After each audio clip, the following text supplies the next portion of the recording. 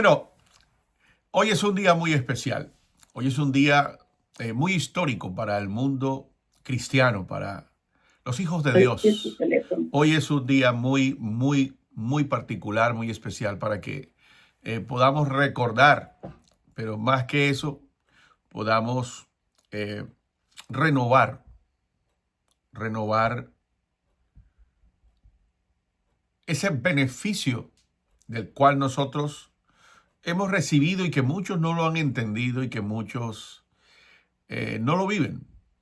Viven como si no lo hubiesen recibido. Y es el beneficio eterno de la redención, de la salvación, de poder ser perdonados, de ser incrustados y fusionados al ADN de Dios, a la familia, a través de la sangre de Jesús.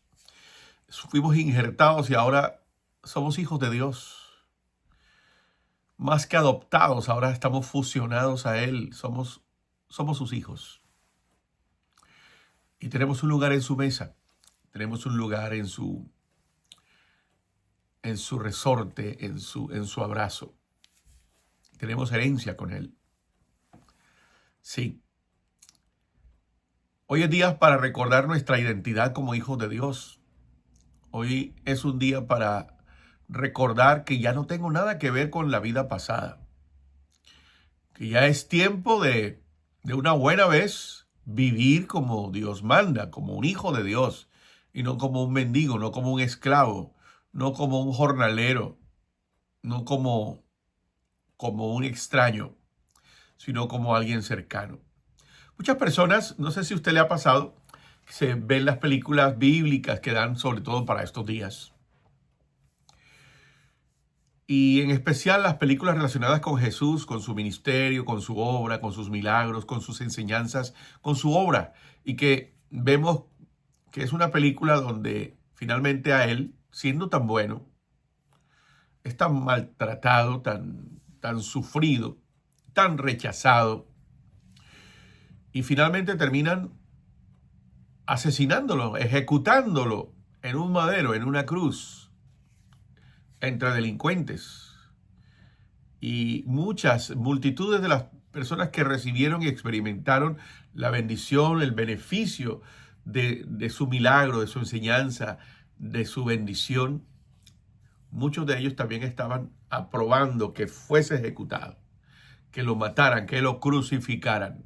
Y prefirieron a un reo, prefirieron a un delincuente que al mismo Jesús.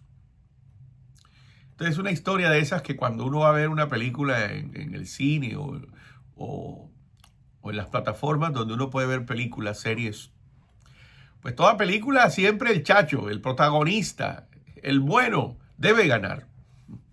Debe ganar, el chacho debe ganar siempre. Cuando en esas películas el chacho muere, ¡ah, qué rico! Este cafecito colombiano. Aquí en Atlanta, desde aquí, también puedo encontrar café exquisito y perdónenme, pero no hay como un buen café colombiano a esta hora de la mañana. Para la salud de todos. Las películas donde el protagonista muere, uno queda como con un sinsabor, uno queda desconcertado. Hay películas donde realmente el protagonista muere como si fuera el que mereciera morir. No nos deja un buen sabor cuando el bueno muere, cuando el bueno pierde.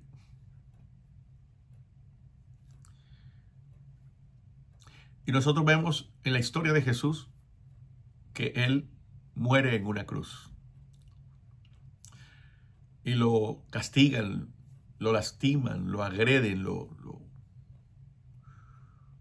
le hacen tanto daño, desde luego injustamente. Sin embargo, la historia maravillosa de Jesús no culmina con su muerte y su sepultura.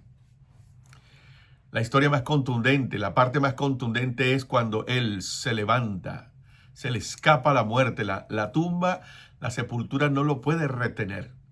La piedra es movida y Él sale victorioso. Él resucitado. los ángeles dan testimonio, ha resucitado. Y tantos testimonios de aquellos que se reencontraron con él después de haberlo visto en la sepultura, ahora lo ven nuevamente con ellos, dando mandamientos, ascendiendo a los cielos y dejando una garantía, una promesa: volveré. Volveré. Y esa es la maravillosa experiencia de nosotros, los cristianos, los hijos de Dios que caminamos sobre este planeta. La más grande convicción es que Él vuelve, que Él viene. Maranatha, en griego. Cristo viene, Cristo vuelve. Bien, la Pascua nos lleva a recordar todo eso tan especial, todo eso tan singular, toda una historia tan maravillosa. Y muchos no entienden por qué tuvieron que matar a Jesús, por qué Jesús tuvo que morir. Yo no sé por qué esta historia es tan triste, termina de esa forma. Y muchos no han entendido esa transición de la muerte a la resurrección y por qué Él tuvo que vivir esa traumática experiencia. Bueno, la Pascua nos explica. ¿Qué tal si le damos un vistazo aquí a las Escrituras? Vamos a meditar en algunas cosas que la Biblia nos enseña y que muchos no han entendido. Pedirle al Señor que nos quite la venda de los ojos y podamos entender por qué murió Jesús y qué pasó con Él, por qué Él tuvo que padecer todos estos rigores y todas estas situaciones que muchos no entienden. Bien, comencemos así. En el libro de Génesis se describe en cortas palabras: en el principio creó Dios los cielos y la tierra. Bueno, muchos no han entendido que cuando Dios crea la tierra, primero la Biblia dice los cielos. Y cuando la Biblia habla de los cielos, y bueno, toca revisar un poquito también la traducción o el texto, la escritura original en el que es escrito, en el hebreo y arameo, ¿cierto? Pero en la traducción, cuando hablamos de cielo, se refiere al ámbito espiritual, al mundo espiritual. Dios crea el cielo, donde está Dios, donde vive Dios, donde se mueve el ámbito espiritual que creó lo que nosotros podemos ver. Lo espiritual no se puede ver con los ojos biológicos o fisiológicos. Nosotros no podemos ver el mundo espiritual a través de estos ojos. Lo espiritual solo se puede interpretar con lo espiritual. Fue creado un mundo espiritual. Posteriormente, Dios, en su amor y su deseo generoso, crea un mundo sometido a unas leyes y a unos ingredientes llamados tiempo, espacio, materia. El mundo material, el mundo natural, fue creado por lo espiritual. En el principio creó Dios los cielos y la tierra. Luego Dios, de haber creado su universo espiritual, se enfoca en crear el universo material. Y luego se enfoca en crear la tierra. Este planeta, este mundo donde vivimos. Y la Biblia describe cómo sistemáticamente Dios empezó a crear cada cosa. Estaba oscura, estaba desértica, inerte, sin vida, desordenada. Y Dios le fue dando forma. Y lo primero que hizo fue que hizo resplandecer su luz. Necesito luz. Enciéndanse las luces. Y no era la luz del sol, ni de ninguna lámpara, ni de ninguna estrella. No habían sido creadas. En el primer día Dios hizo resplandecer la luz de su gloria, de su presencia, de su esencia. Él se manifiesta. Y donde Él se manifiesta, hay luz. Él es como esa poderosa luciérnaga que alumbra en la oscuridad, que se ve, ¿cierto? Que alumbra con esa luz incandescente. Y empieza Dios a crear, a ordenar, a crear las cosas, hasta que finalmente crea a la humanidad, el ser humano. Crea a la primera pareja y les dio la capacidad de reproducirse. Y bueno, lo demás ya es historia y lo sabemos. Pero Dios crea a un hombre, diseña una familia, una pareja, con atributos muy similares a él, a su imagen y semejanza. Y cuando la Biblia dice a su imagen y semejanza, es que también eran como Dios, en su pureza, en su santidad, en su integridad, en su eternidad. No había sido diseñado el mundo natural con fecha de caducidad. No. Dios creó al hombre para que viviese como Él, como su creador, eternamente y para siempre. Sí. Sin embargo, había algo que podía afectar esa condición, algo llamado el pecado, la desobediencia, la transgresión a su creador. Sí. Dios no creó un robot programado para obedecer órdenes sistematizadas, no. Creó un ser como Él, con la capacidad de decidir, con voluntad, con sentimientos, la capacidad de elegir, de optar, amar a su creador, obedecer a su creador, interactuar con su creador. Pero el hombre falla y el hombre desobedece el designio de Dios y eso le causó una desgracia universal que afecta a la descendencia humana. Dice la Biblia en Romanos capítulo 3, verso 23, por cuanto todos pecaron y están destituidos de la gloria de Dios. Por cuanto todos pecaron, es decir, Adán y Eva pecaron y cuando ellos empiezan a reproducir la humanidad en la concepción y el nacimiento de sus hijos y de los hijos de sus hijos y así sucesivamente, todos ellos llevan implícita una herencia biológica. Nosotros tenemos ingredientes de nuestros padres. Yo tengo el color de mi mamá, tengo ciertas facciones de mi papá, tengo ciertos rasgos interiores y externos de mis progenitores, de mis padres. Y mis hijos de igual manera tienen rasgos genéticos míos y de su mamá. Y así sucesivamente se va propagando la genética, la raza, la identidad y tantos otros ingredientes que definen a una persona. Traemos un inventario de cosas de nuestra herencia. En el ámbito o en la genética espiritual también heredamos algo.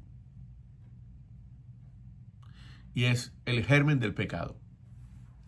Nacimos con esa herencia pecaminosa, con una naturaleza caída, con una falla, con un fallo genético causado por el pecado. Sí, señor.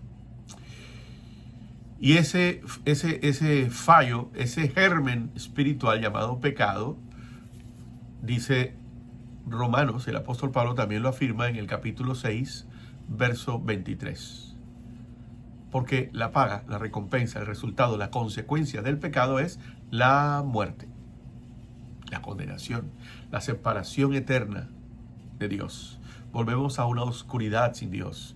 Volvemos a las tinieblas de la condenación, separados de Dios, lejos de la luz. Y no hay forma de volver allá. Porque el pecado es tan letal, que es tan destructivo, que no nos permite volver a reinjertarnos con Dios. El pecado es tan letal. No es un juego. Es algo catastrófico para el género humano. Sí. Sin embargo, Dios en su bondad, en su pesar, porque Él ama a los seres humanos, Él ama a la humanidad, establece una forma para que ese cataclismo humano, esa catástrofe, sea reparada. Y la única forma es que el mismo Dios venga y pague el precio de esa falta. Sí. La única forma de reparar esa situación es que el mismo Dios pague el precio, pague esa consecuencia por causa del pecado. Y es así como Dios envía a su Hijo, envía su manifestación humana, la entroniza, la injerta, la introduce en nuestro ámbito, en nuestro plano. Del mundo espiritual viene Él sin perder su identidad espiritual y divina y se materializa y es uno más con nosotros. Y Él paga la deuda, paga el precio, la consecuencia la lleva consigo mismo para que nosotros, por medio de un acto de fe, podamos ser libres de esta condena eterna, de vivir lejos de Dios y de morir eternamente. Dice el Evangelio de San Juan, capítulo 1, verso 12: mas a todos los que le recibieron y a los que creen en su nombre, les dio la potestad de ser hechos hijos de Dios. Repito, mas a todos los que le recibieron y a los que creen en su nombre, los que reciben a Cristo, a los que creen en Él, a los que honran, valoran y aceptan su sacrificio, lo aceptan y creen en Él como el Hijo de Dios, les dio la potestad de ser hechos hijos de Dios. Les da la oportunidad de volver a ser injertados como era desde el principio. Solo Jesús puede hacer posible ese milagro. ¿Cuál es nuestra participación? Creer en Él, aceptarlo, recibirlo, admitir: soy un pecador. Por causa de mi pecado, por la herencia que he traído, yo estoy lejos de Dios. Pero qué maravilloso acto de generosidad el que Dios una vez más me da una oportunidad por medio de Jesús de que yo vuelva a Él. Eso es algo que ustedes seguro lo han escuchado, pero ahora tiene que vivirlo. No basta con que usted tenga ese concepto, ahora tiene que vivirlo. Tiene que vivirlo. Esta condición del pecado se representa con una experiencia que vivió el pueblo de Israel. El pueblo de Dios, el pueblo de Israel, fue a una ciudad o a un país mejor, a un territorio que representa esa condición sin Dios, llamada Egipto. El problema no es Egipto. El problema es lo que aconteció allí y la condición, el estatus migratorio que ellos tenían, huéspedes. Fueron a Egipto por una condición, por una circunstancia de sobrevivencia. Había una sequía tremenda en esos territorios del Medio Oriente y el lugar que tenía, a pesar de la hambruna y de la sequía que había alrededor del mundo conocido, el único lugar que tenía provisión y abundancia era Egipto.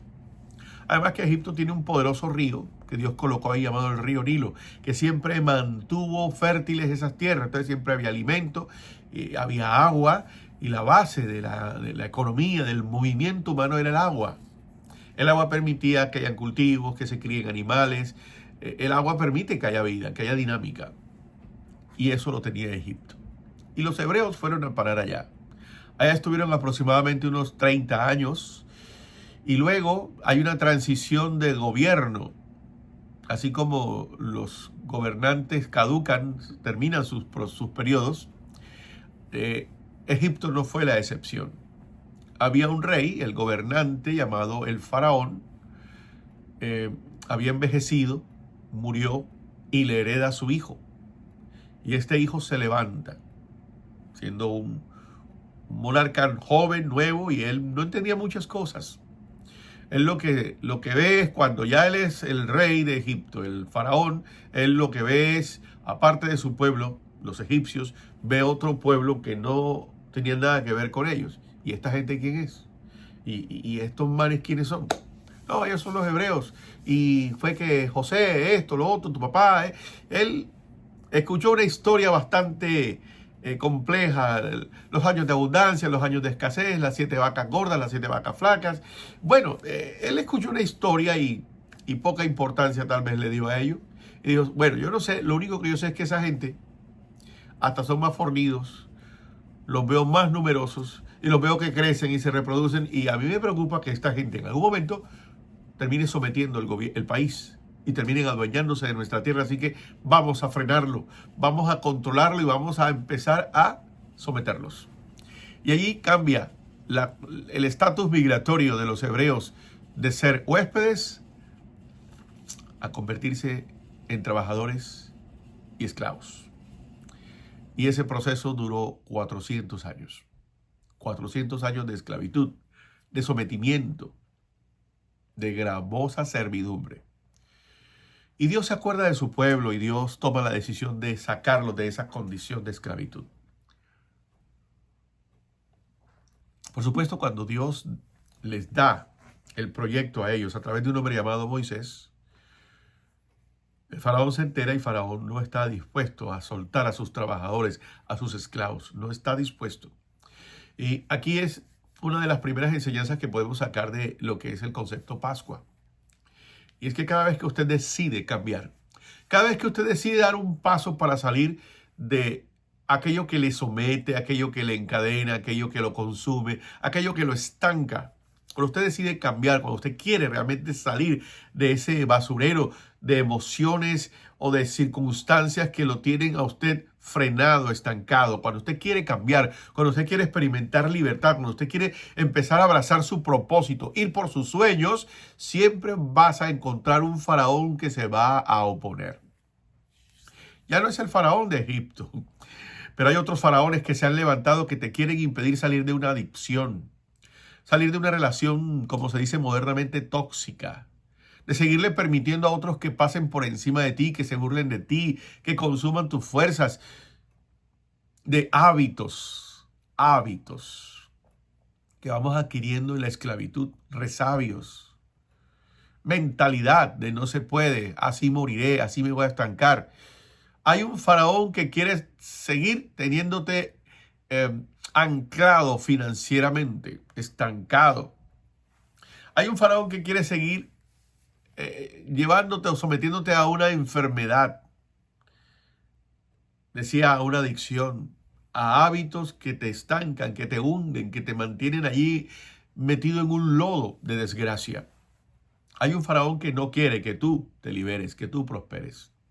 Es curioso, en estos días, la semana pasada exactamente, estuve en la casa de una amiga colombiana que participa de una célula de oración que hago en una casa.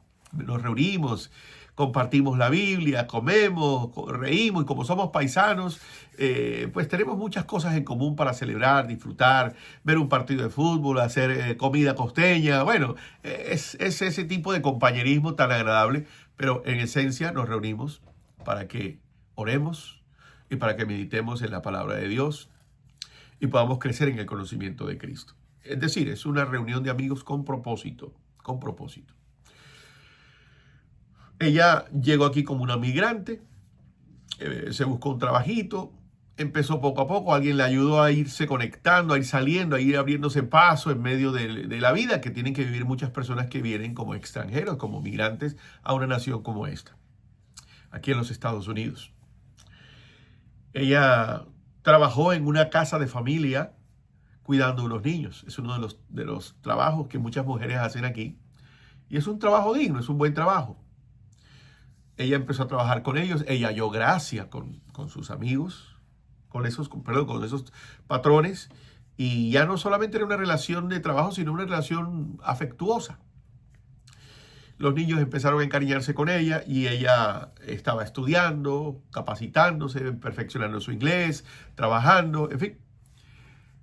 Hasta que conoció a alguien, se enamoró, este se enamoró de ella, empezaron a tener una relación y ella, después de cierto tiempo, bastante tiempo, un amplio tiempo, contraen nupcias, se casan.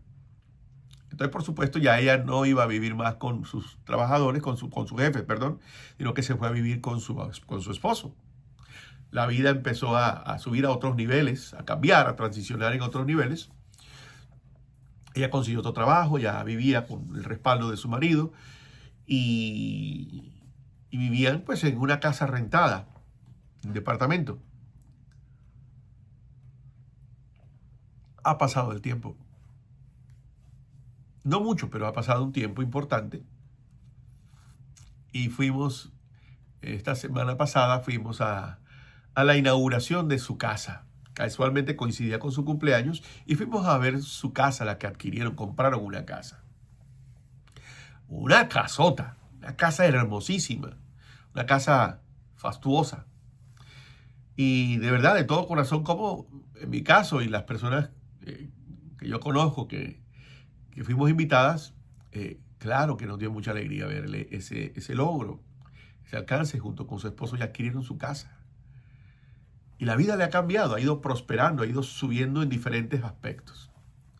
Qué bueno, qué bonito, qué lindo ver cómo ella ha ido prosperando también en ese aspecto. Tiene una nueva casa. Y es interesante ver que ahí estaban sus anteriores jefes, celebrando con ellos.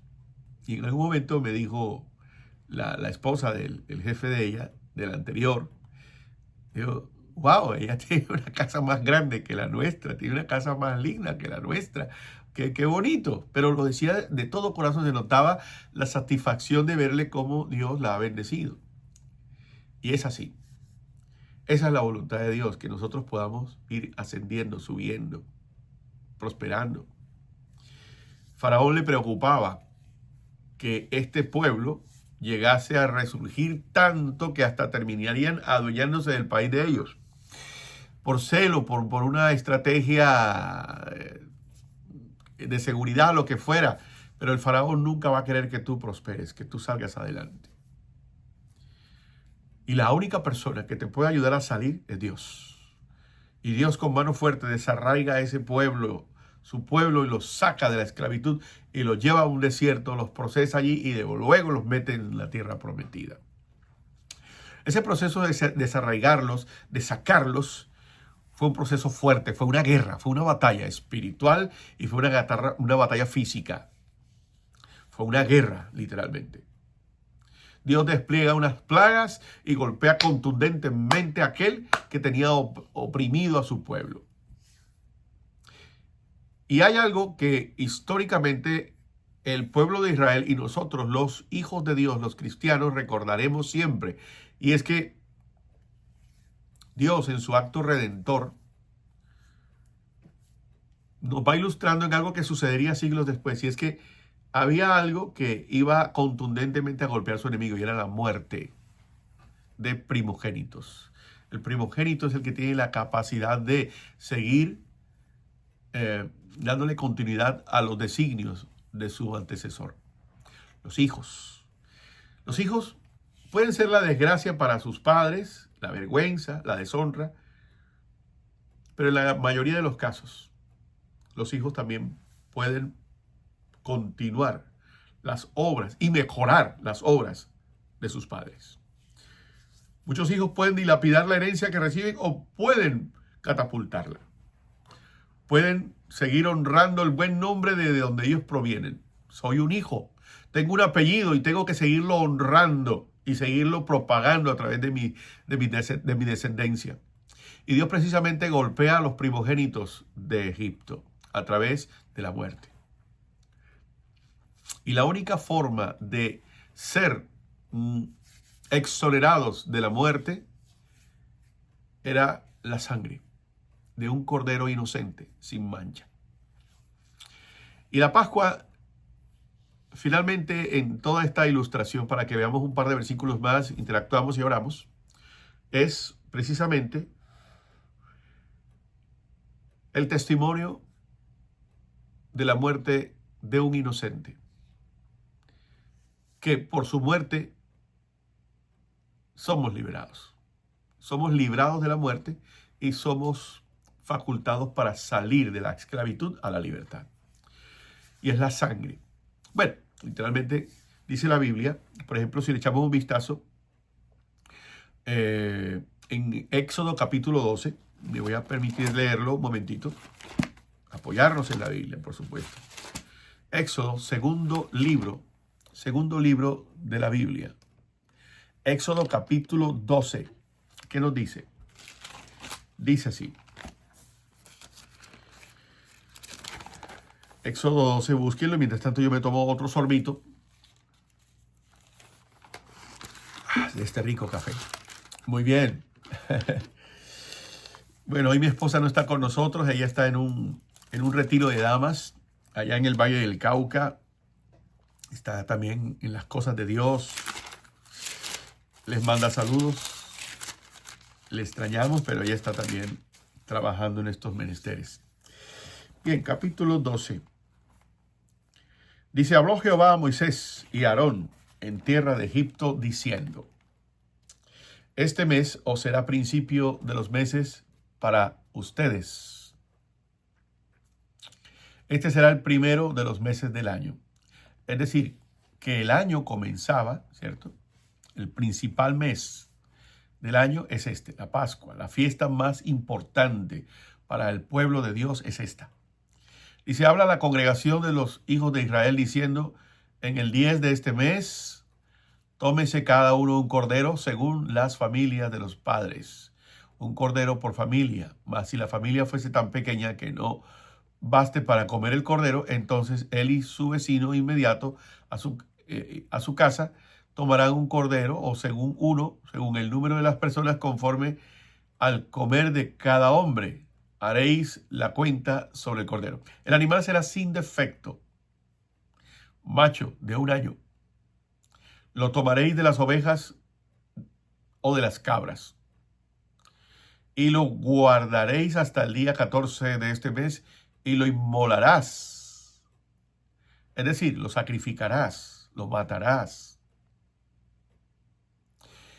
Dice, tomarás de la sangre y la pondrán en los postes y en el dintel de las casas en que lo han de comer. Y aquella noche comerán la carne asada al fuego y panes sin levadura con hierbas amargas lo comerán. Ninguna cosa comeréis de él cruda, ni cocida en agua, sino asada al fuego. Bien.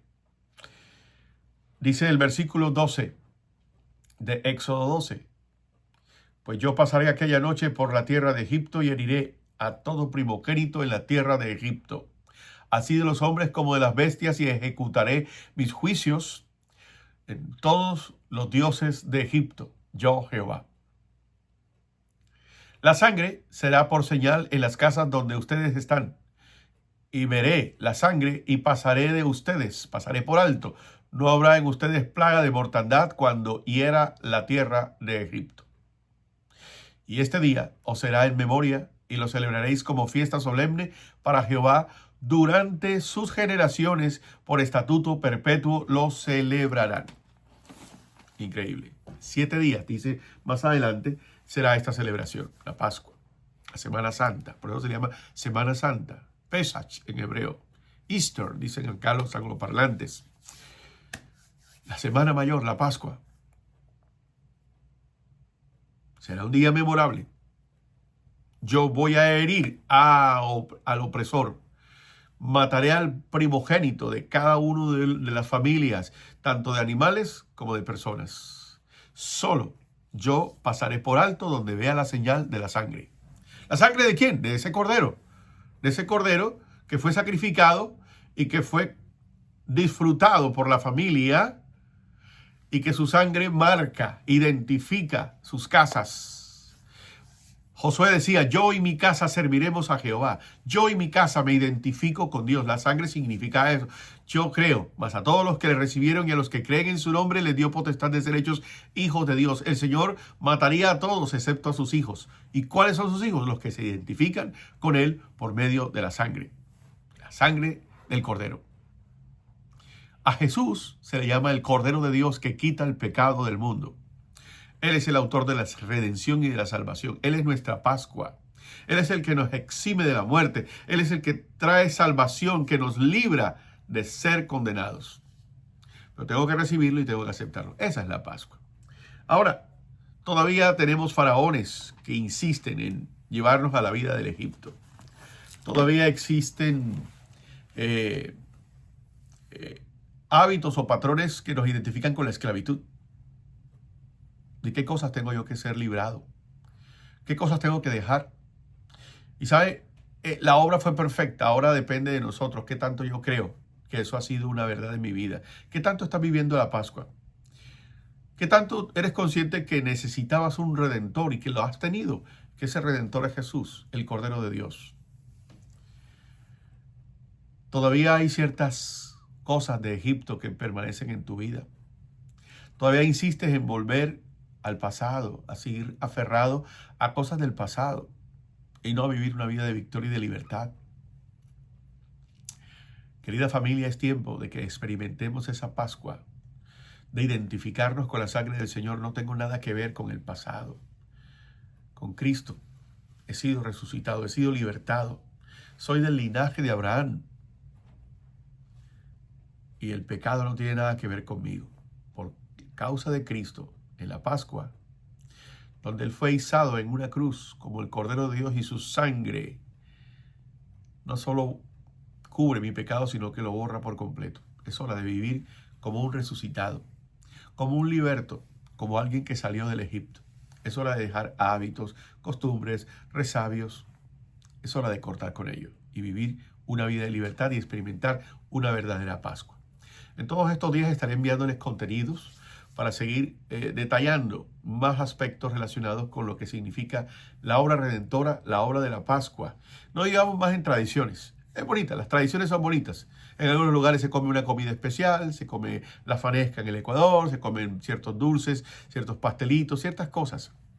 Las tradiciones son bonitas, pero son accesorias, no son realmente cosas determinantes. Vive una verdadera Pascua, dejando tu vida pasada. Haz un acto de reconstricción, de reflexión y digo, ¿qué cosas tengo que dejar de una buena vez de mi vida?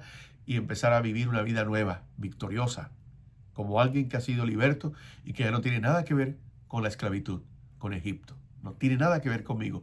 Ahora soy una persona nueva gracias a la perfecta obra del Cordero de Dios que con su sangre me limpia y me libra de la condenación del pecado. ¿Qué tal si hacemos una oración? Quiero conversar con ustedes un ratito. Les invito a que allí donde estén le digan, Señor, Señor, yo necesito que tú me permitas vivir, experimentar la verdadera Pascua. Señor, tú te sacrificaste por mí y tú, Señor, me has dado una nueva vida. Perdona mis pecados, Dios. Me arrepiento de ellos. Me arrepiento de ellos y te doy gracias porque a través de Jesús tú me haces libre totalmente de la consecuencia del pecado. Permíteme vivir una vida victoriosa, perdonarme a mí mismo inclusive. Dame la fuerza de voluntad para no incurrir en las cosas que antes fallaba, Señor. Permíteme vivir en la tierra prometida. No mirar atrás. Gracias por los desiertos que he atravesado. Porque era preparación o han sido preparación o es la preparación para de verdad entrar a una tierra que fluye leche y miel, una vida de victoria, una vida de dignidad, una vida con propósito, una vida que avanza, una vida que crece, una vida que logra lo que se propone. Gracias, Señor, por haber enviado a Jesús, mi Cordero, mi Salvador, mi Redentor, mi Mesías, mi abogado. ¿Quién como Jesús? Gracias porque Jesús no está en el crucifijo, no es una cruz, no está allí clavado en una cruz. Ya no está allí. Él resucitó. Permíteme vivir una vida como un resucitado, victorioso, fragante.